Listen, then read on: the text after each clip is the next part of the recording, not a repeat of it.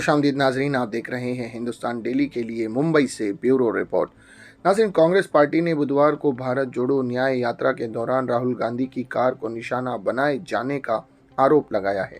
कांग्रेस सांसद अधीर रंजन चौधरी ने बुधवार को दावा किया कि बिहार बंगाल सीमा के पास संदिग्ध पथराव में राहुल गांधी की कार का शीशा टूट गया।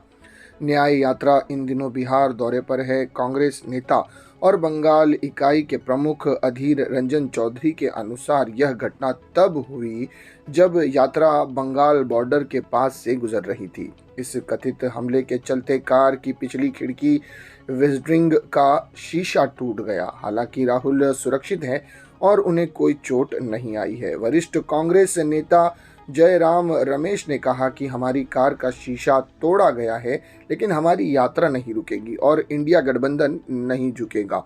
कांग्रेस ने दावा किया कि राहुल से मिलने अपार जनसमूह आया था। इस भीड़ में एक महिला राहुल से मिलने अचानक उनकी कार के आगे आ गई।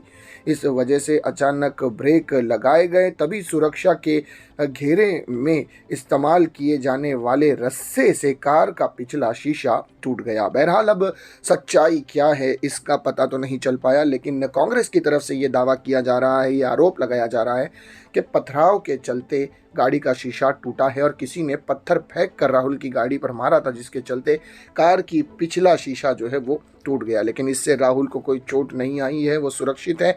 और राहुल की जो ये यात्रा है, इस यात्रा में लोगों का एक बड़ा सैलाब उमड़ता हुआ नजर आ रहा है। लोग जौक आ रहे हैं, राहुल से मुलाकातें कर रहे हैं और राहुल की प्रशंसा कर रहे हैं, उनका समर्थन करने की बातें कर रहे हैं। इस यात्रा को देखकर लग रहा है कि राहुल की ये रैली कामयाब होती हुई नजर आ रही है। नाजरीन, इसी तरह की खबरों के लिए हमारे चैनल को सब्सक्राइब कीजिएगा।